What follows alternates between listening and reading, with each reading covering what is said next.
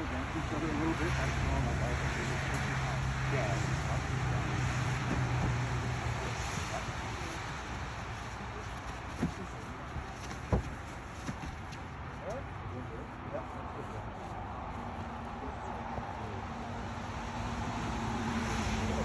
Perfect. If you could join everyone else, thank you.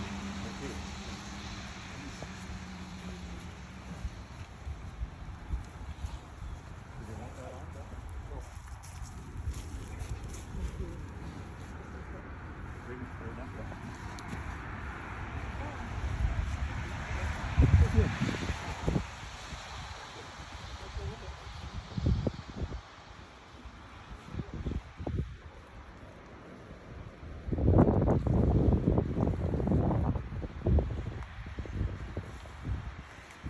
Got masks and outdoor acoustics. Can you hear me? Okay, hello everyone. Welcome, and thank you for coming. My name is Celia McBride. I am a spiritual director, and I am the spiritual care worker at Extended Care Port Hope, where Jean spent the last 2.5 months of her life, and where I got to know Jean a little bit, and we started a friendship. So I want to thank you for coming. I feel like I should be thanking you for having me. This is an honor for me to participate in this gathering for Jean, this opportunity to lower her body into the ground and to celebrate her life and to rejoice in her spirit. I was thinking actually that you are the biggest gathering I'm going to see this Christmas. So in fact, you are my family gathering. So thank you, Jean. Thank you for that. And we are standing on hallowed ground. This is a cemetery where there are many ancestors of the area. This is also the traditional lands of a number of different First Nations. And it's Christmas Eve. So there's a lot just in this moment of being here now to acknowledge and to feel. And I was thinking that whatever grief or whatever feelings you might be bringing this morning, there may also be some other feelings. There may be relief. And Linda and I were talking about how if there is relief when someone dies, especially if it's an elderly person, it's still hard to say, or it's hard to admit that.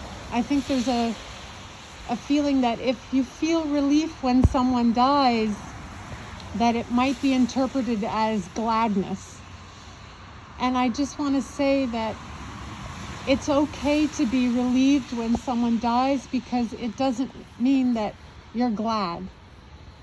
It's okay to feel relieved that someone has left the planet. Someone has shuffled off this mortal coil. Someone has said goodbye to being a human. Their suffering is over. Because things are hard right now. Things are really hard. We're in the middle of a pandemic. Some might say we're still at the beginning of a pandemic. Some might say we're moving toward the end of a pandemic. Whatever you imagine about it, it's like death. We don't know. There's a lot of uncertainty. And so whatever you're bringing today, whatever you're feeling, whether it's grief or relief or somewhere in between, I just want to say it belongs. It belongs here. And whatever continues to arise for you in the coming days and the coming weeks and the coming years, when you think of Jean, whether it's relief or grief or something in between, it belongs. And I feel like Jean's, we're going to have probably a lot of that technology thing kind of happening, so no worries. I wanted to say that Jean, was that you? Jean's open mind and her broad spirit really embodies this idea that it belongs. Whatever you're feeling, whatever you're carrying, whatever your experience belongs. It belongs here. It belongs in the time after today. So we are going to have some music. We're going to have some poetry. We're going to have some reminiscences. There are some people who know that they will be speaking, and then there will be a time and some space for you to speak and share if you would like to. So just know that if there's something on your heart that you want to say about Jean, there will be an opportunity for you to do that.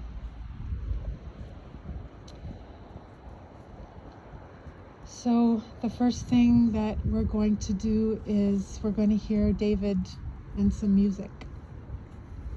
And David is behind me.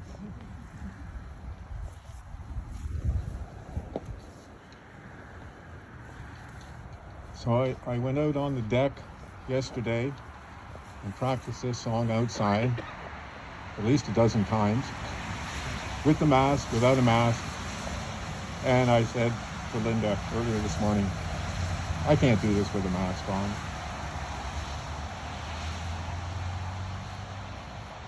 That's okay, we're more than 2 meters away. I won't touch anyone.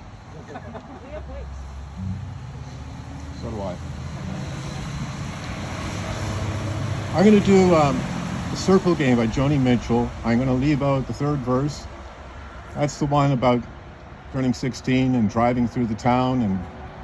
And then it reminded me of a story that Jean told me many years ago about her driving lesson that Dad gave her. Of course, way back when she was a teenager, how he took her down this narrow dead-end road. I don't know, it could have been... It could have been Brimley Road North or Clitheroe Road, I'm not sure, but he took her to the end of this long, narrow road. They switched places and he said, okay, now back out. And that was the driving lessons for the day, backing out this long lane. Anyhow, for brevity, I've taken out a verse, but then I'm adding a verse for Jean at the end. And please, if you feel like it, join in on the chorus.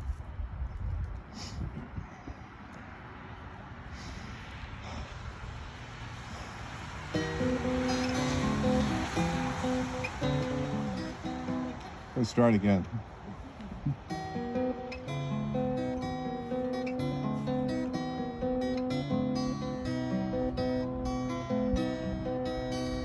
Yesterday a child came out to wander, caught a dragonfly inside a jar. Fearful when the sky is full of thunder, and tearful at the falling of a star. And the seasons, they go round and round, and the painted ponies go up and down.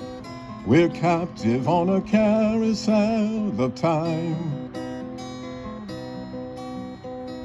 We can't return, we can only look behind from where we came, and go round and round and round in the circle game. Then the child moved 10 times round the seasons, skated over 10 clear frozen streams. Words like when you're older must appease him, and promises of someday make his dreams. And the seasons, they go round and round, and the painted ponies go up and down.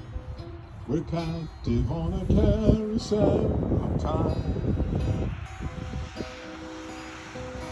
We can't return, we can only look behind from where we came, and go round and round and round in the circle game.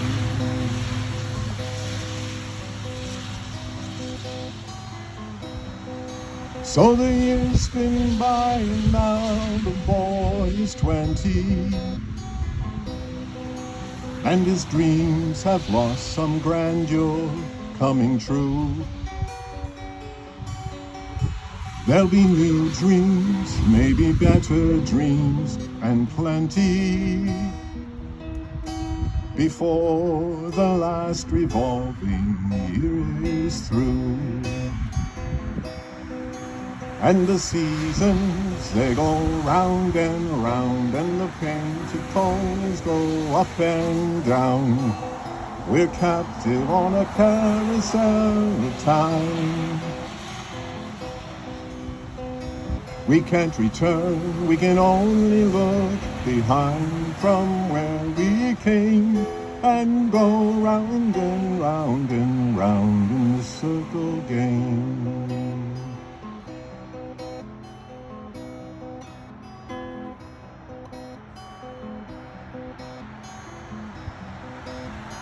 Now the child returns again in twilight, sharing her last smiles with those she loved, waiting on the words, I have to go now, but I'll be looking down upon you from above. And the seasons, they go round and round, and the painted ponies go up and down. We're captive on a carousel of time. We can't return, we can only look behind from where we came, and go round and round and round in the circle game. We can't return, we can only look behind from where we came, and go round and round and round, and go round and round and round, and go round and round and round in the circle game.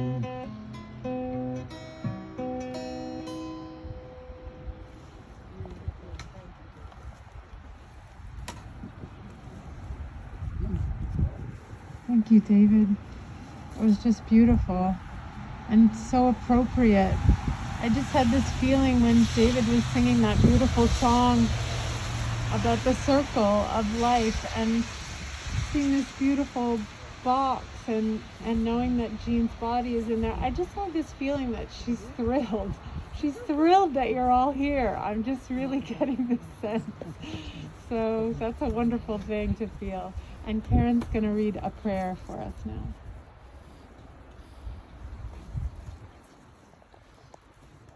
I wanted to say the same thing. Thank you, David. Know how much Mom loved being in a circle with guitars and beautiful songs. So thank you. And that little ding ding at the beginning was my phone. It was a text from Marianne, and many of you don't know Marianne, but she was a dear program friend from Montreal, and I have often considered her another sister, and I know that she considered our mom a second mom to her, and she was just letting me know that she's thinking about us at this time. I am going to read actually a couple of quotes and then a couple of prayers. From Abdu'l-Baha first, who writes about understanding death as a transition to eternal life. He writes, the human condition may be likened to the matrix of the mother from which a child is to be born into the spacious outer world. At first, the infant finds it very difficult to reconcile itself to its new existence. It cries, as if not wishing to be separated from its narrow abode, and imagining that life is restricted to that limited space. It is reluctant to leave its home, but nature forces it into this world. Having come into its new condition, it finds that it has passed from darkness into a sphere of radiance. From gloomy and restricted surroundings, it has been transferred to a spacious and delightful environment. Its nourishment was the blood of the mother. Now it finds delicious food to enjoy. Its new life is filled with brightness and beauty. It looks with wonder and delight upon the mountains, meadows, and fields of green, the rivers and fountains, the wonderful stars. It breathes the life-quickening atmosphere, and then it praises God for its relief from the confinement of its former condition and attainment to the freedom of a new realm.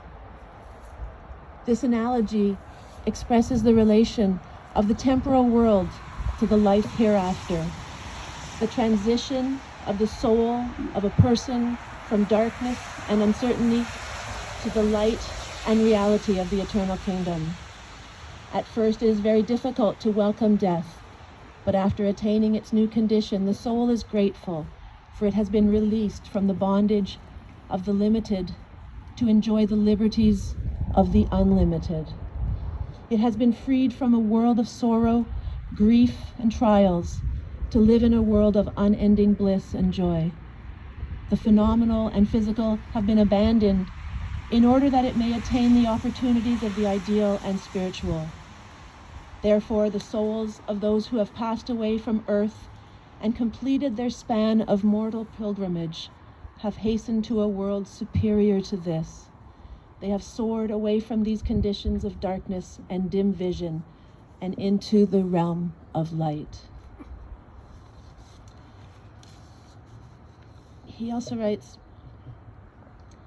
to consider that after the death of the body, the spirit perishes, is like imagining that a bird in a cage will be destroyed if the cage is broken, though the bird has nothing to fear from the destruction of the cage. Our body is like that cage, and the spirit is like the bird. If the cage becomes broken, the bird will continue to exist. Its feelings will be ever more powerful, its perceptions greater, and its happiness increased.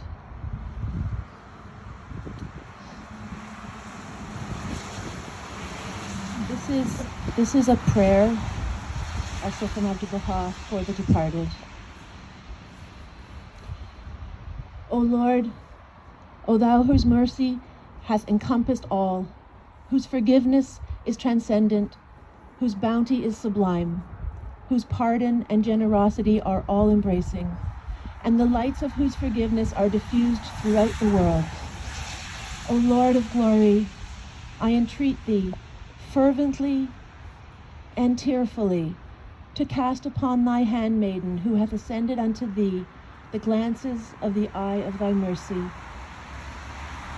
Robe her in the mantle of thy grace, bright with the ornaments of the celestial paradise, and, sheltering her beneath the tree of thy oneness, illumine her face with the lights of thy mercy and compassion.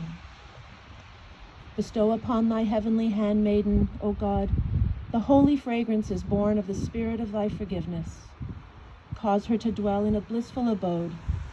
Heal her griefs with the balm of thy reunion, and, in accordance with thy will, grant her admission to thy holy paradise. Let the angels of thy loving kindness descend successively upon her, and shelter her beneath thy blessed tree. Thou art, verily, the ever-forgiving, the most generous, the all-bountiful. And if you don't mind, I have one more prayer, which is a prayer for humanity. And I know it's one that Mom liked because she folded down the page on the prayer book that I gave her for this particular prayer. O thou kind Lord, thou hast created humanity from the same stock. Thou hast decreed that all shall belong to the same household. In thy holy presence they are all thy servants, and all mankind are sheltered beneath thy tabernacle. All have gathered together at the table of bounty. All are illumined through the light of thy providence. O God, thou art kind to all. Thou hast provided for all, dost shelter all, conferrest life upon all.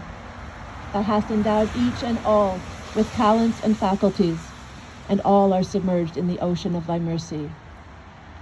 O thou kind Lord, unite all. Let the religions agree and make the nations one, so that they may see each other as one family, and the whole earth as one home. May they all live together in perfect harmony. O God, raise aloft the banner of the oneness of mankind. O God, establish the most great peace. Cement thou, O God, their hearts together. O thou kind Father, God, gladden our hearts through the fragrance of thy love. Brighten our eyes through the light of thy guidance. Delight our ears with the melody of thy word, and shelter us all in the stronghold of thy providence. Thou art the mighty and powerful. Thou art the forgiving, and thou art the one who overlooketh the shortcomings of all mankind.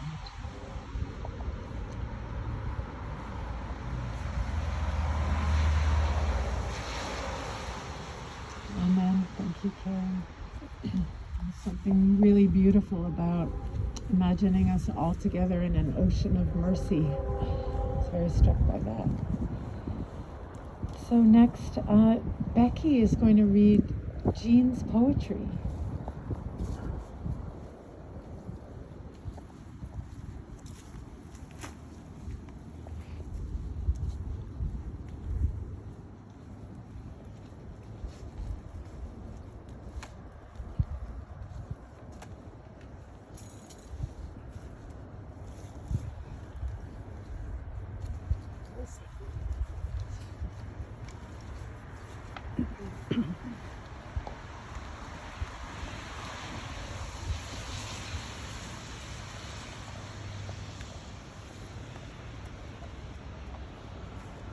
This is a poem that Grandma wrote in 1991, and I'm honored to read it.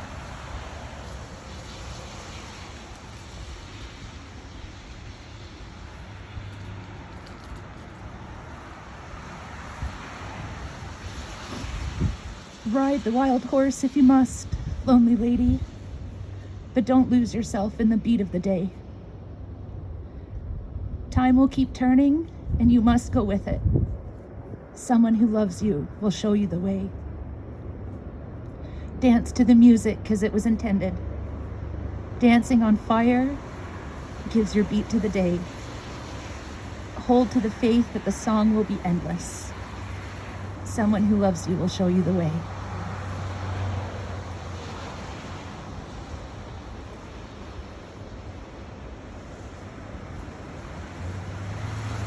Thank you, Becky. Thank you, Jean. I'm sure all of you knew that Jean was a poet. I didn't know. Time will keep going, and time will keep turning, and you must go with it. So we will keep going and be here at the same time. So Brian is going to play some music for us.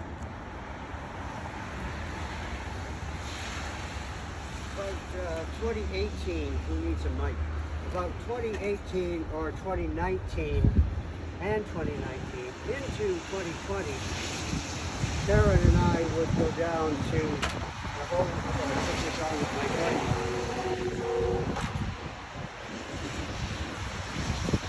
Karen and I would go down to the home where Jean was and see you play. And there was one song, sorry? And there was one song that everybody liked, and I know that, at one time, we were down there, I think it was close to our anniversary or something like that. And I was saying, it's our anniversary and Karen's been with me all these years and I think she's still happy and I don't know why. And Jean piped up and said, oh, I know why. And that's all she said. Probably couldn't think of anything more to say, but I thought, okay, thank you. She didn't have to say that. But, so if you ever question, your mom knows why. Okay? And this is the song that we would sing. And I know that Jean liked it when everybody sang in the chorus. Just saying.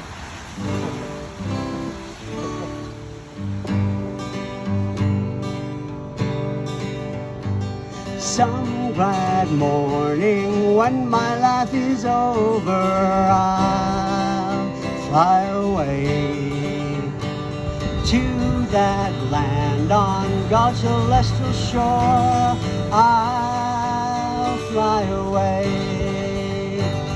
I'll fly away, oh glory, I'll fly away. When I die, hallelujah, by and by, I'll fly away.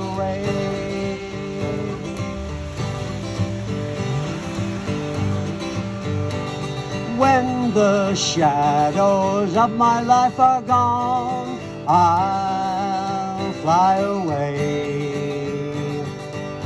I know everything about the song except the words.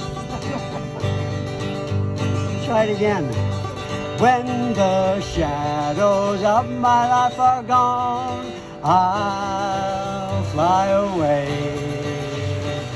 Like a bird from these prison walls have flown, I'll fly away. Here we go. I'll fly away, oh glory, I'll fly away in the morning. When I die, hallelujah, by and by, I'll fly away. Oh, how glad and happy when we meet, I'll fly away.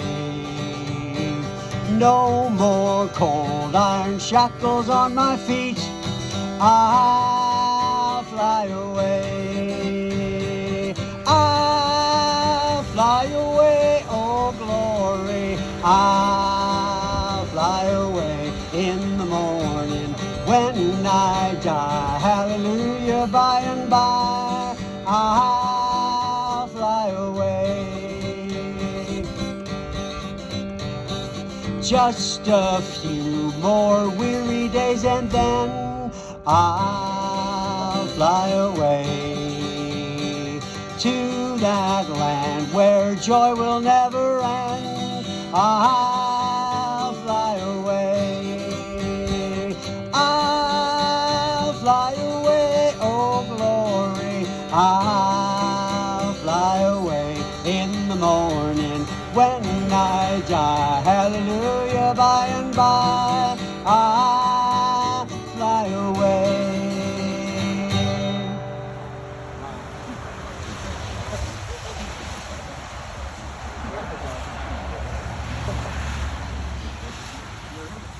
Thank you, Brian. After Jean's poem about dancing and hearing that that was her favorite song, I can feel her dancing. I just can. And now Ron is going to come and share some words with us.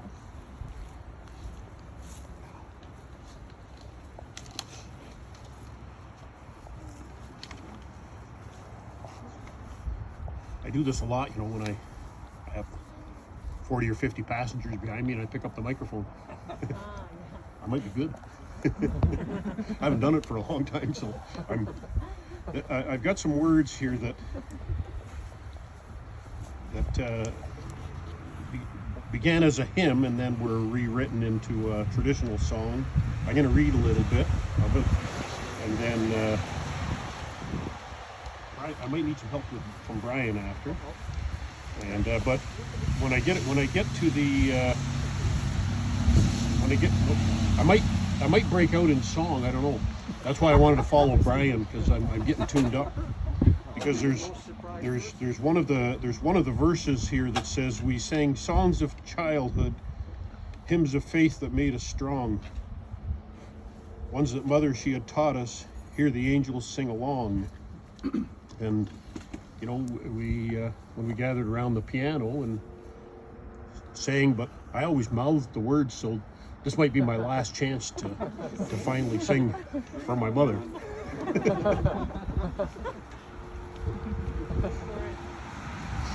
Let's see.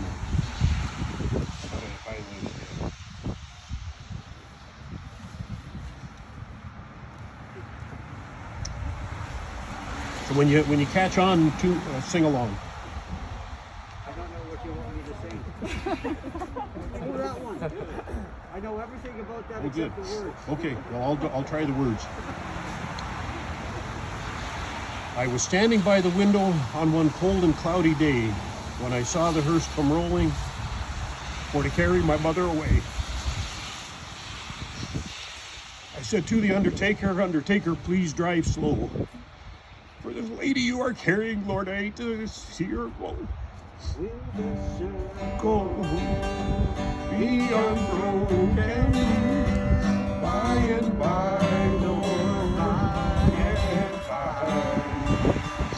There's a better home awaiting in the sky, Lord, in the sky." Oh, I followed close behind her, tried to hold up and be brave, but I could not hide my sorrow when they laid her in her grave. I went back home, the home was lonesome since my mother, she was gone. All my brothers and sisters crying, but I hope she was at it alone. Well, will the circle be unbroken by and by, Lord, by and by? There's a better home awaiting in the sky, Lord, in the sky. Part of the words of the hymn, the original hymn, was, "There are loved ones in the glory whose dear forms you often miss. When you close your earthly story, will you join them in their bliss?" Well, will the circle be unbroken by and by, Lord, by and by? There's a better home awaiting in the sky, Lord, in the sky. And the last verse. In the joyous days of childhood, oft they told of wondrous love. Pointed to the dying Savior, now she dwells with him above. Well, will the circle be unbroken by and by, Lord, by and by? There's a better home awaiting in the sky, Lord, in the sky.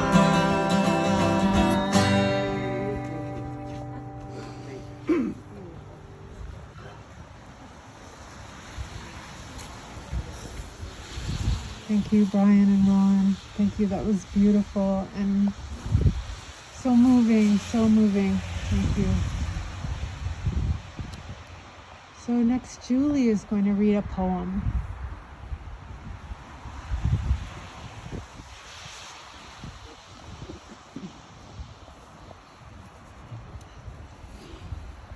A limb has fallen from the family tree. I keep hearing a voice that says, "Grieve not for me. Remember the best times, the laughter, the song, the good life I lived while I was strong. Continue my heritage, I'm counting on you. Keep smiling and surely the sun will shine through. My mind is at ease, my soul is at rest, remembering all how I truly was blessed. Continue the traditions, no matter how small. Go on with your life, don't worry about falls. I miss you all dearly, so keep up your chin until the day comes we're together again."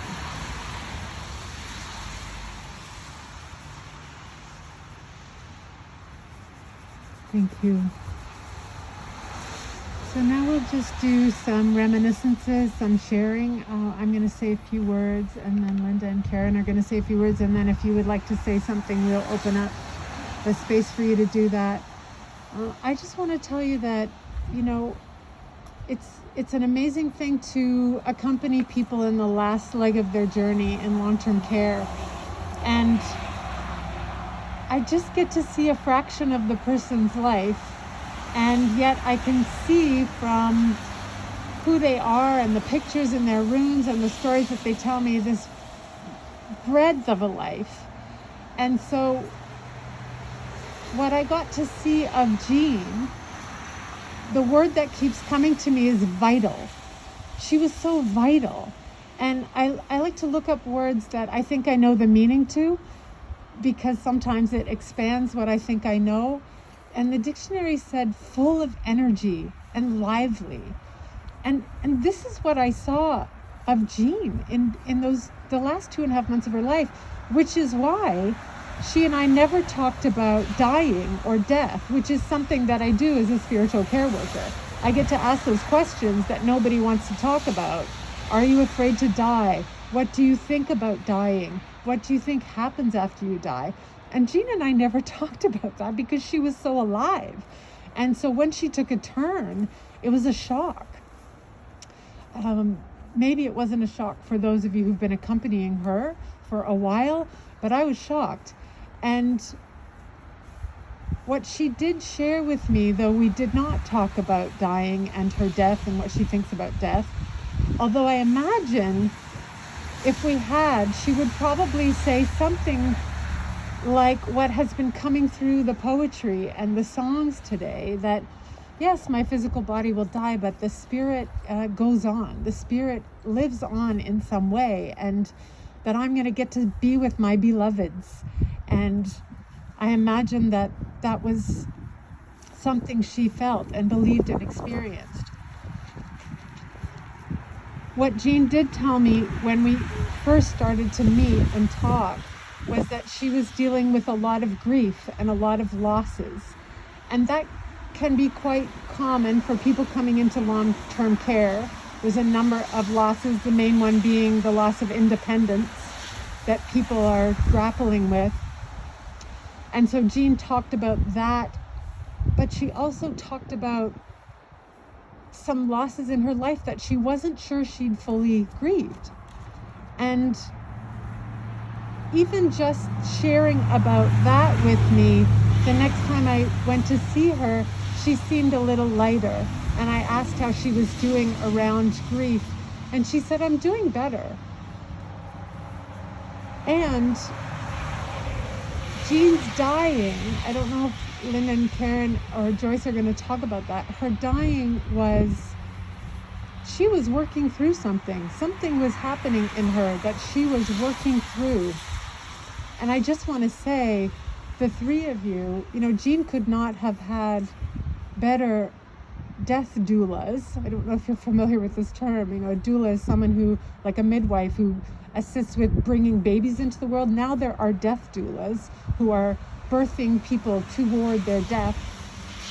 You three were there with Jean every moment, bringing her through whatever she was going through, seeing her as she came awake and alive to say goodbye, and then birthing her into the beyond. And it was such an honor to be a part of that in a really small way. And then the last thing I want to say is,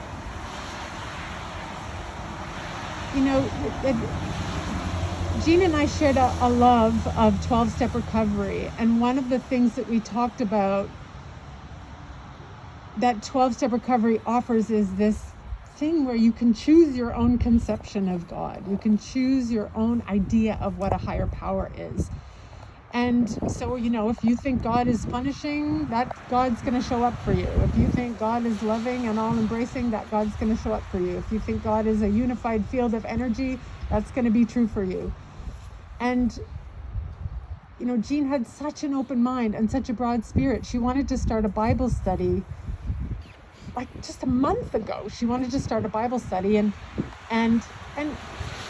her dementia was increasing, and I was noticing that, and she was aware of that, and she was talking about that. And so I helped her organize. Okay, who would want to do a Bible study? And sort of thought of, the three most cognitive Christian women in the home. And somewhere between Jean wanting to start a Bible study and the first episode of the Bible study, Jean changed her mind and wanted to do a faith journey. And so, much to the dismay of the fine Christian ladies that came to her Bible study, Jean wanted to talk about Buddhism and Islam and all the the many cloaks of God. And I just thought it was brilliant. And I wish I'd been there to see the faces of the Orthodox believing Christian ladies who suddenly thought their Bible study had changed into something very different. I know I said that was the last thing I'll say, but I do want to say one more thing, which is some of you, Jean's family, keep saying Jean was a talker. Jean was a talker. And I got to see that, and I got to listen, and I loved listening to Jean, and she was so beautiful.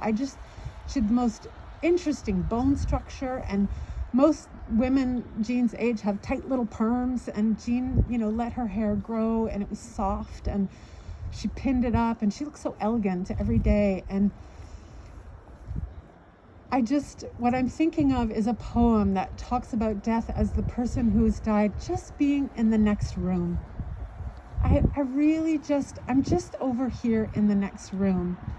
And so what I'm thinking is, if that is so, which it really feels like it is, especially today, maybe when you think of Jean in the future, maybe now Jean is a listener and you could talk to her. I'm sure she would love a hello. I'm sure she would love to hear your wishes and your woes. I have no doubt that if you offer her whatever you have, if you bend her ear, that she will be there for you in the deepest listening way.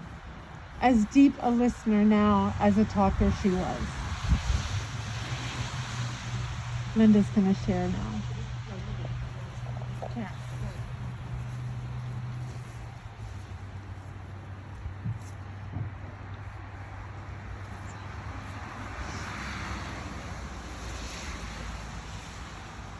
Mom was born on the 20th day of the second month, 1932. She died on the 22nd day of the 12th month, 2020, at 2:34. That's a lot of twos. A lot of twos. And as a math teacher, I like patterns like that.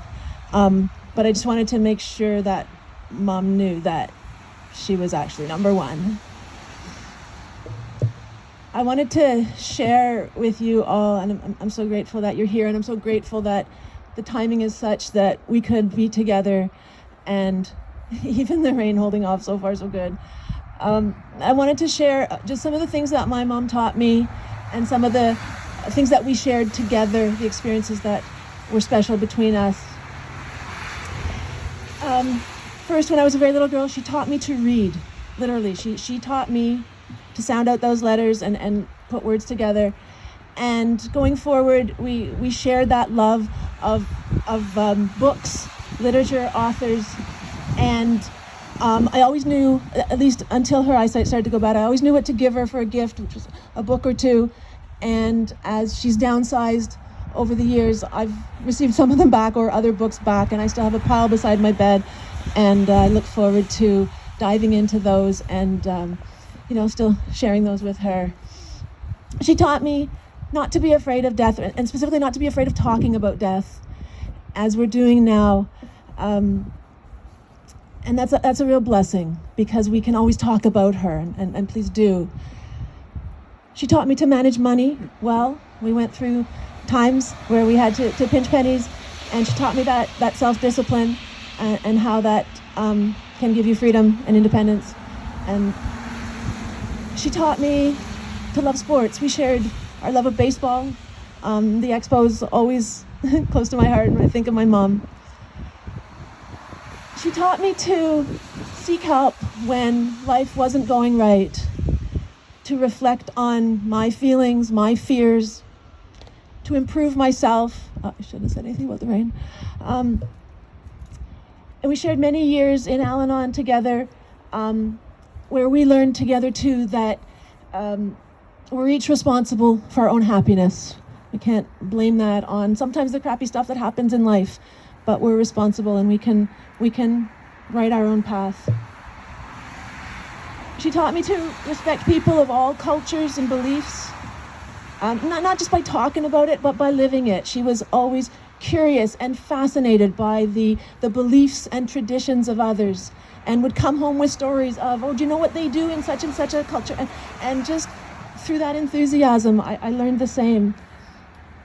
She taught me to have faith, that wasn't about ritual or dogma. It was about living and growing, and talk about the higher power in the 12 steps. Later, I became a Baha'i, and she was happy for me, and knew that I had found something that I could believe in with conviction. And with that, I now have the absolute faith that beyond any doubt, she is in the next world, reunited with those that have gone before her. And also that, as Celia was saying, that veil between that world and this world is very thin. And she is here also. So talk to her, and even say prayers for her, and that can help her on her journey. Finally, she taught me to be grateful, to practice gratitude always. And I could list many things that I'm grateful for today. And on a certain level, of course, I'm grateful for a very big family that we're here to gather together, and many, of course, I know couldn't be here. Really grateful to my sisters, Linda and Joyce, for all the care that they gave to Mom over the many years, last years. Really grateful, special shout out, although I don't know where he is, to Peter, for all the medical advice and connections in Kingston that were there for her, that I believe, kept her with us many more years than might otherwise have been the case. In a very backwards kind of way, I'm grateful that the government of Ontario computer system screwed up. I couldn't get a COVID test, and I couldn't get in to see her in the latter half of November. And then later, when I found out that I had COVID, I was so grateful that I had not been able to go there and put her at risk or anybody there at risk. But also, through this crazy pandemic and our experience with it, that led me to, in those last, since early December, to phone her almost every second day, to let her know I was okay, to let her hear my voice and know, everything's fine, don't worry. And I know in those last maybe 2.5 weeks, I talked to her 6 or 7 times, which wasn't always the case. So I'm really grateful for that. I'm really grateful that she taught me not to be afraid of hard times, to understand that we all go through ups and downs, and that's okay, but that is what makes us stronger. So whether we're talking about the sadness and the grief we might feel now, or the whole worldwide situation, being in a pandemic, this will make us all stronger. We have much to learn. Look for the lessons to learn, and learn them, and it makes the world a better place. I'm grateful, finally, that every time, I don't know for how many years it's been going on, when either you're leaving her or ready to hang up on the phone, the last thing she would say to me, "I love you, Karen." And she always said that, and I'm sure she said it to many others. And so today, I love you, Mom. I have one final very, very short prayer that I want to read because I find it so beautiful. It says, "O my God, O thou forgiver of sins, bestower of gifts, dispeller of afflictions. Verily I beseech thee to forgive the sins of such as have abandoned the physical garment and have ascended to the spiritual world. O my Lord, purify them from trespasses, dispel their sorrows, and change their darkness into light. Cause them to enter the garden of happiness, cleanse them with the most pure water, and grant them to behold thy splendors on the loftiest mount." I love you, Mom.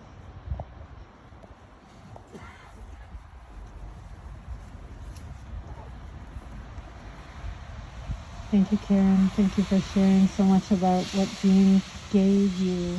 I have a feeling she's still giving, keeping off this rain. It's Jean doing service to this day. Linda?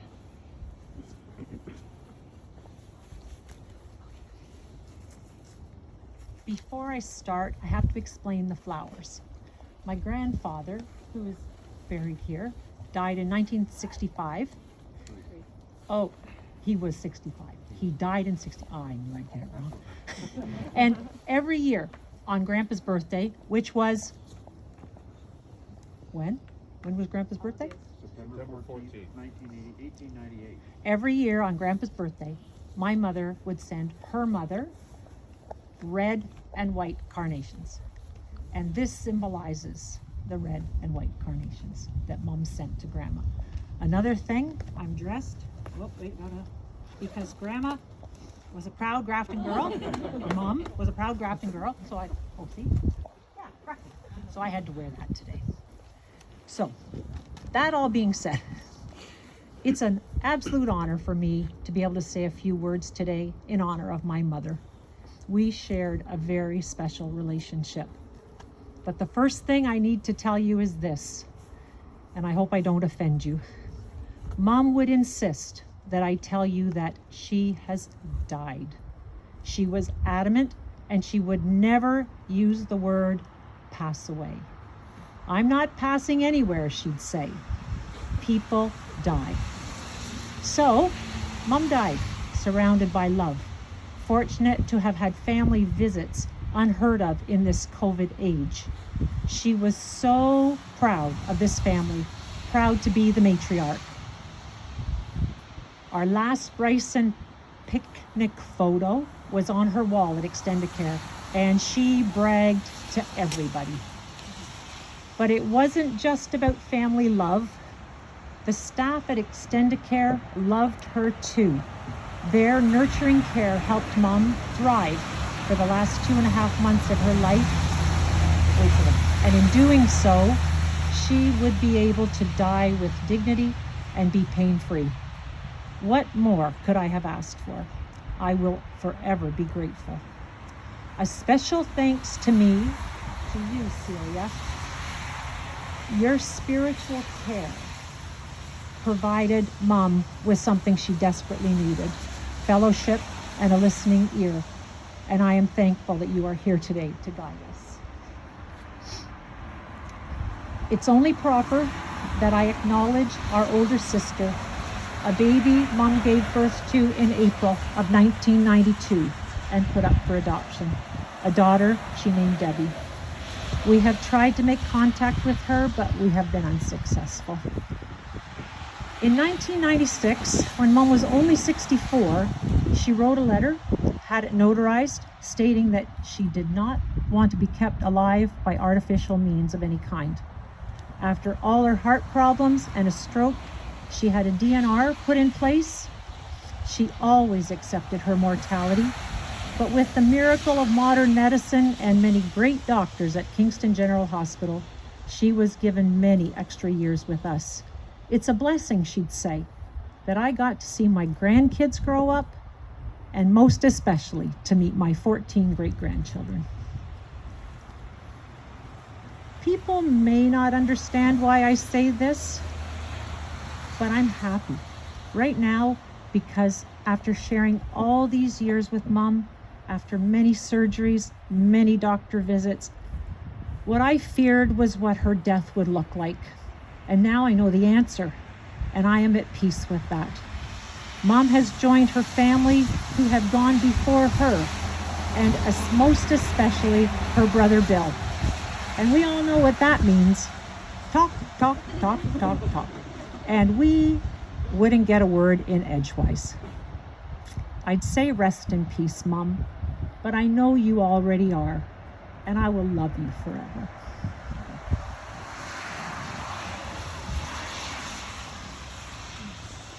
Thank you, Linda. I think she's resting. I think she's dancing. I just do. Who else would like to say something? Peter.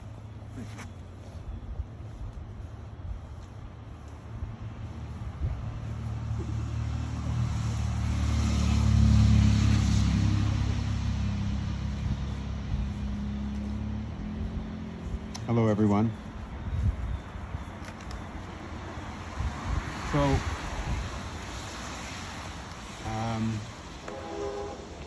I'm going to speak on behalf of the two of us that are left in the original family, David and myself. I hope you don't mind. It's a great song, David. We're all saddened by Jean's death. To me, she's Jean, and I know she's many names to many of you. From my point of view, in her almost 89 years, she lived an amazingly active life with her 6 children, many grandchildren. How many great-grandchildren? 14 grandchildren and 14 great-grandchildren. We all know that there were many ups and downs in Jean's life, but from the downs, I learned that she always recovered to stand tall and be ready for the next phase, the next challenge, and the next adventure.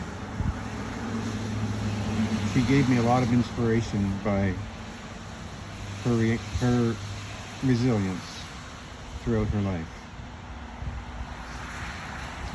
She had many strengths that we all knew about and we loved her for. Some of these strengths were her sense of humor. She always seemed to have a great smile on her face. And her ability to engage anyone in any conversation on almost any topic.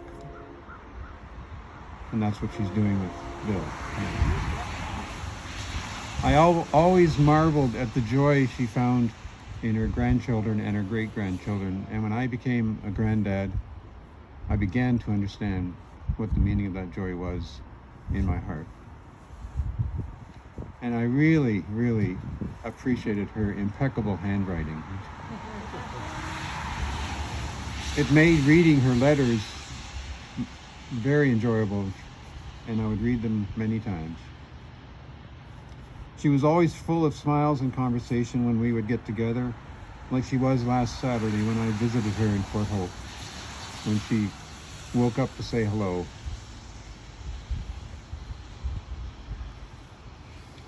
While her memory failed her over the last little while, she had very clear memories of what took place in Grafton in many decades gone by. Memories that have helped me write the Bryson family story, which is not quite finished yet, but I'm getting there. When I came through Grafton following the hearse, I thought to myself, this is Jean's last ride through Grafton, and she's now home forever in Grafton. She's with her brother Jimmy, who is right beside her there. He's buried in 1934. And her mother and her father, her brother Bob, and her brother Bill over there. So she's really home. I'm going to finish by just saying a few words, quoting from Jean's nephew, Alexander. Jean's brother John is buried in Ottawa, and Alex was John's second born. Alex wrote me an email a couple of days ago. He lives in Paris, obviously couldn't be here, although they wanted to be. I'm going to read a few words from what he said. This is Alex speaking. I'll always remember Aunt Jean when she came over to visit Austria for those long walks in Vienna, visiting the Schönbrunn Palace, the Belvedere, and the Museum of Natural History. I remember once how she found a long-lost Stan Freberg record in a store on one of the main streets in Vienna. How odd, says Alex. I made a point of recording it and discovering Stan Freberg by myself.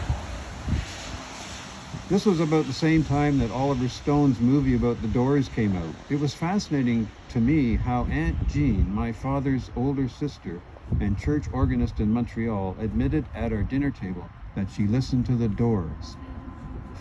My father made a great point of transmitting clearly defined classical values in education. But Jean opened the door to all of us to a wider cultural lens. such a poetic way of saying rock and roll music. From that time on, there were many arguments to insist that my father play on our long car trips our music rather than his. And there was quite a difference between the two. Alex says, he concludes by saying, we are very grateful to have visited with her in 2015 during the Bryson Christmas party and remember some of those moments together. It would have been very nice to be with you all today during this difficult time. We will keep Aunt Jean in our prayers. Thank you.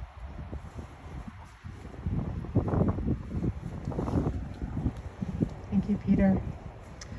I know you're freezing, and I know it's tiring to stand for a long time, but if you'd like to say something and you're going to regret it later, please come up and share what's on your heart.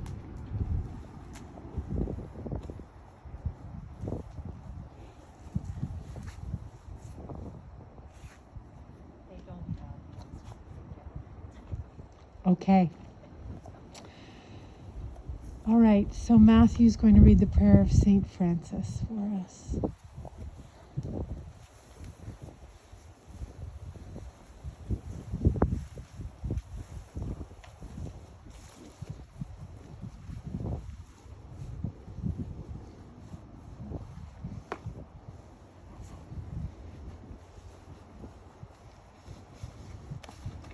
There we go.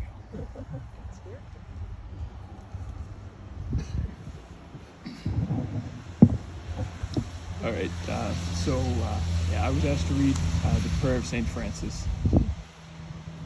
Make me a channel of thy peace. Where there is hatred, let me sow thy love.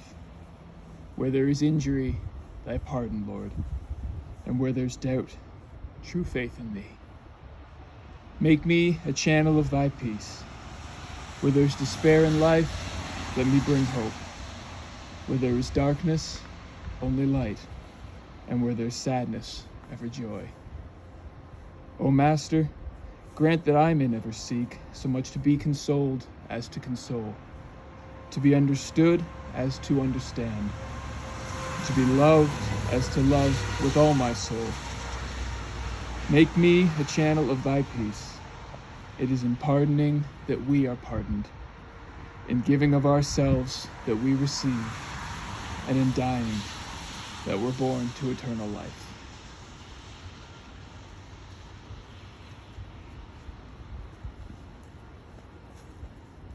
Amen.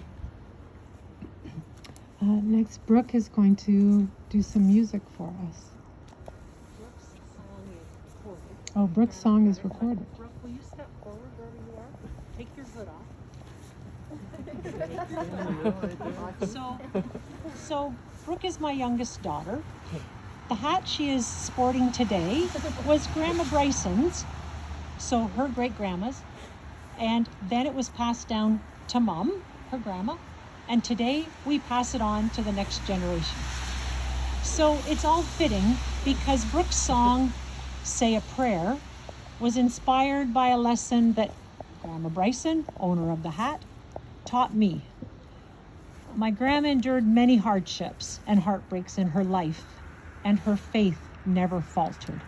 So this is Say a Prayer.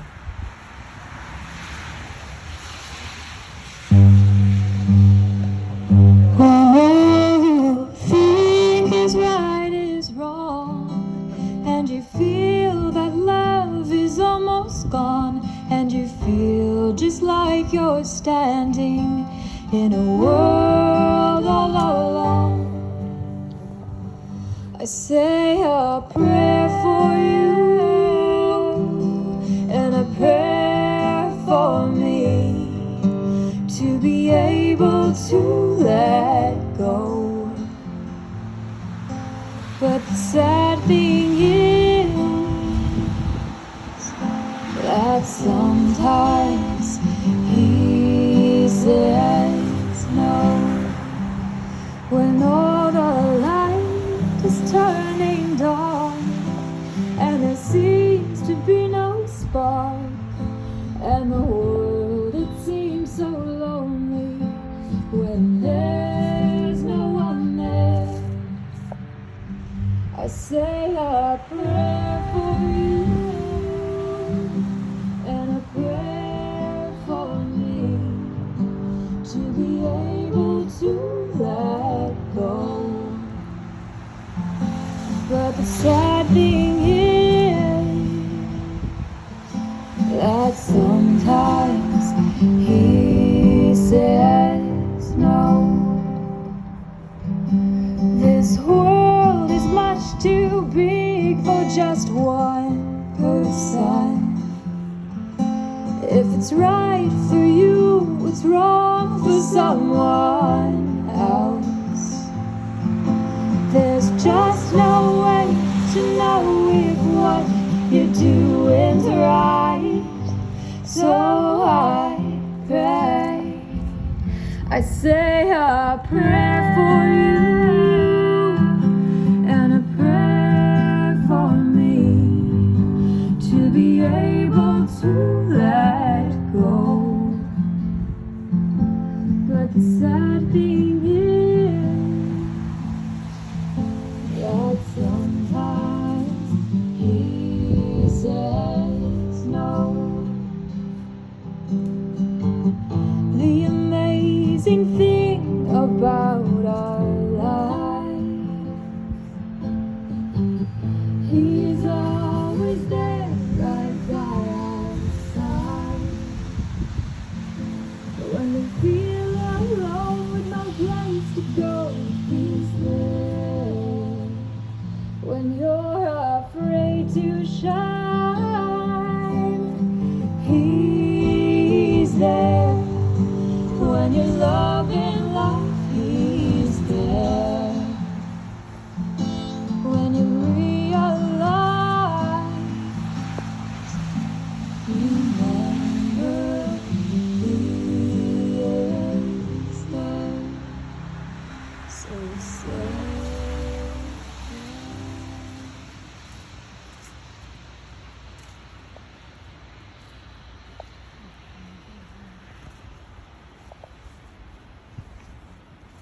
Did you write that, Brooke? Is that you singing? It's amazing. So beautiful. Thank you so much. Linda, are you going to do a reading now? And maybe say a few words about the flowers and... Yes, yes.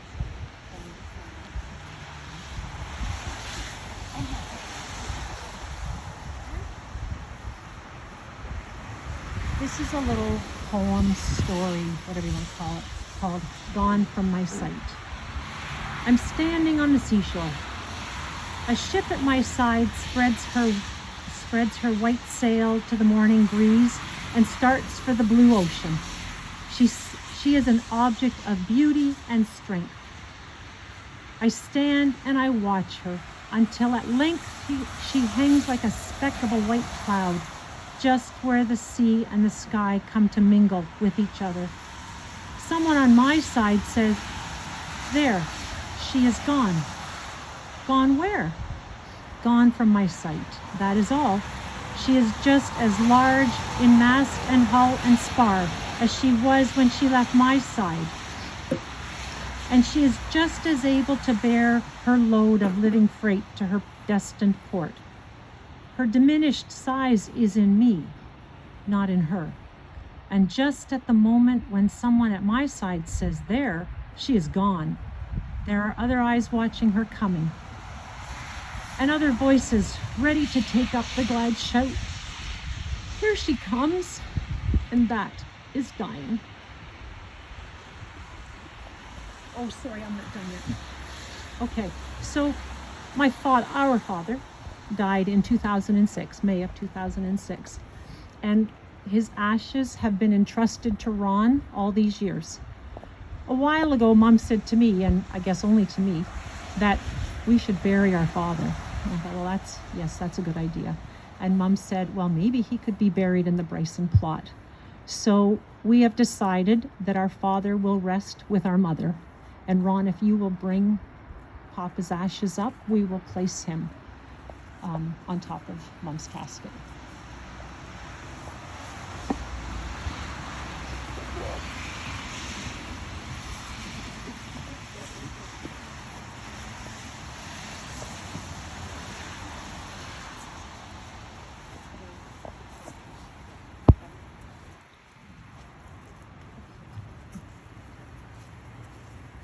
And we will lower the casket and the ashes into the ground, and there will be an opportunity for you to place, to throw flowers and throw dirt. Once lowered, if there's anything you wanted to go on top of the casket, now would be the time to put it there, but there will be a moment for flowers and dirt.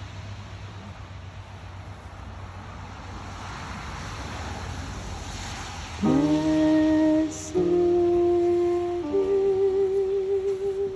this road, and the house, and the field, and the city,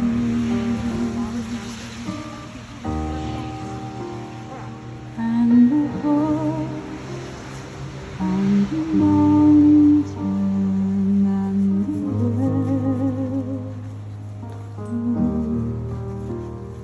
and the cave, and the valley, and the land, and the sea, and the island, and the world,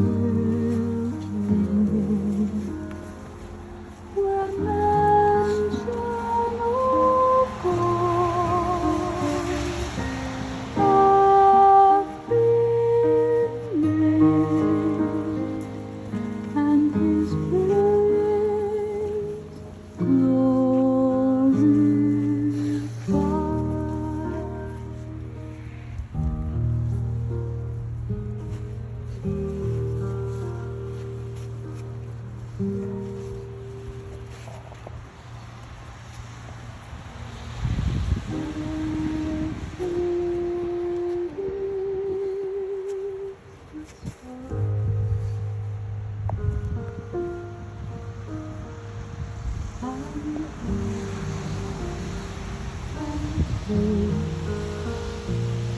the city,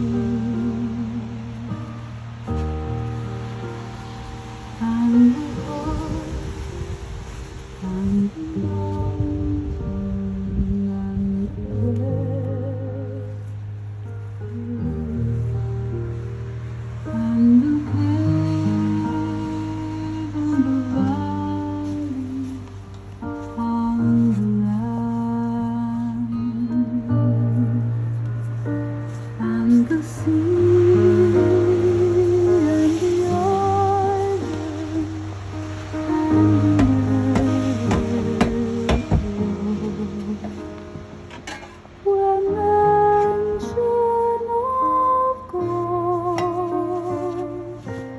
hath been made, and His praise glorified.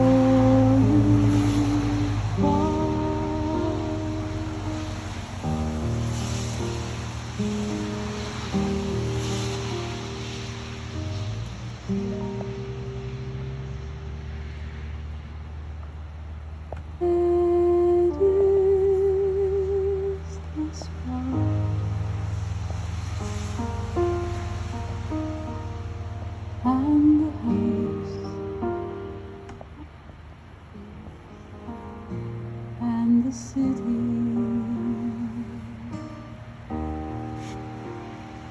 and the horse, and the mountain, and the well, and the cave, and the valley, and the land, and the sea, and the island, and the world, were mention of God, hath been made, and His praise glorified.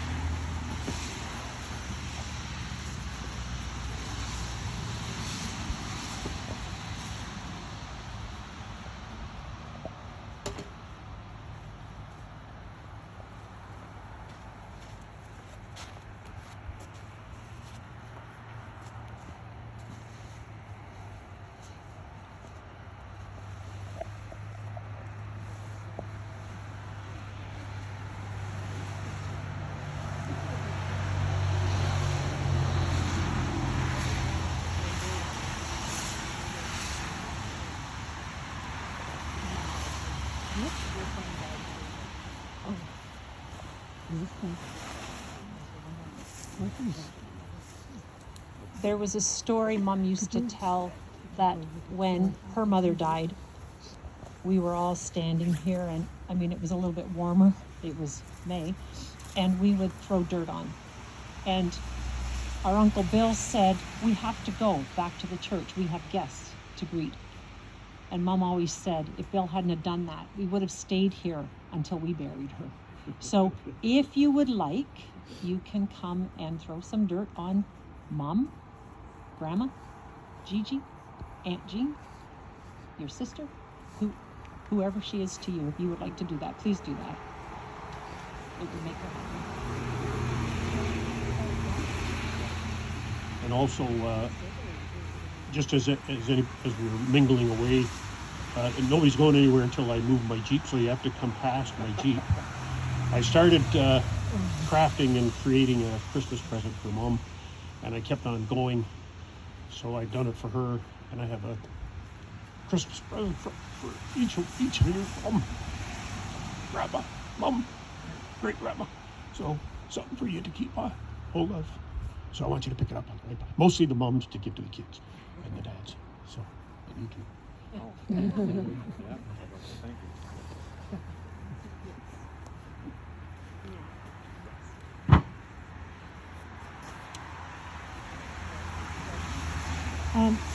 I've just been asked to say a closing prayer, and rather than wait till everybody's done the dirt, we'll do that now.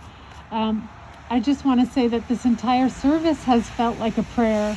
So really anything I offer now feels a little bit extraneous. But let's just say a prayer to close this time. To the Creator of all things, to the mystery of God, to the beauty of life and to the sorrow of death, to Jean. Jean, your life was a blessing and your death is a blessing. And we are so blessed to be here together, celebrating you and loving you and crying for you and with you and for you, sharing love and saying goodbye. And yet, as we have heard so many times today, this is not goodbye. This is goodbye to your physical body, which is a loss. And yet, your spirit, your soul is here with us and will continue on. We give thanks for that. And we just ask for the strength that you had to keep moving, to keep dancing, to keep singing. May we all know that strength continually, one day at a time, as you continue on in the fellowship of the Spirit. Amen.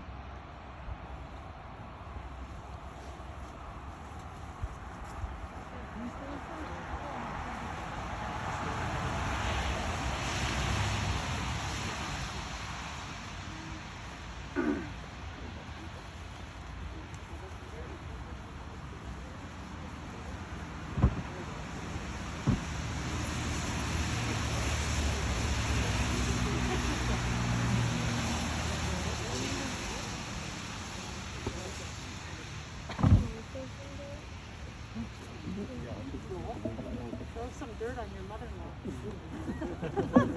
It's your chance.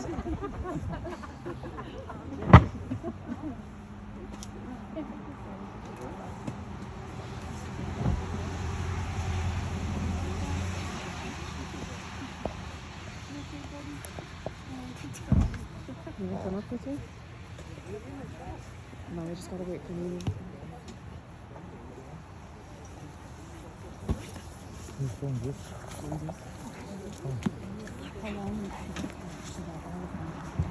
Is Ashley there? No, all the phones died. All of our phones died. Oh, so you're just taping this? This is our phone.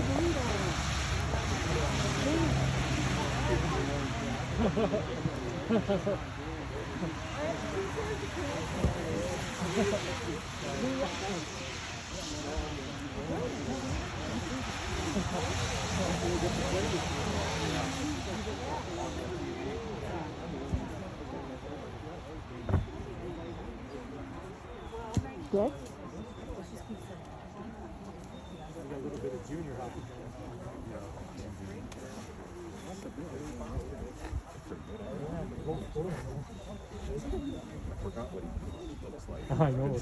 Oh, I know. You been playing this year at all? Yeah.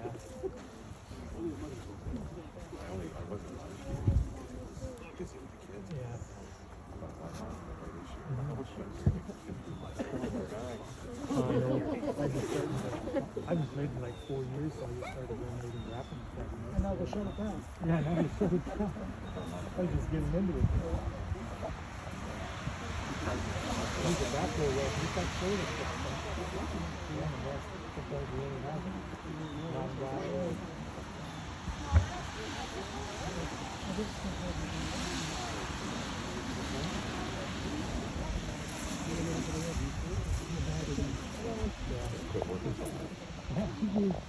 Take that while I just hold it on the sides and then put the rest of the flowers and put them.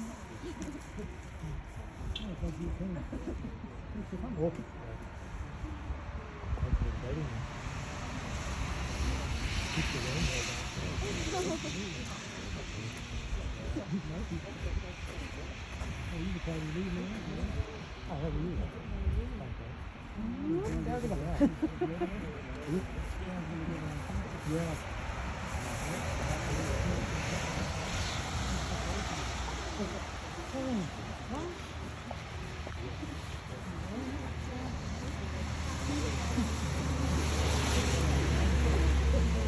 Pop it now.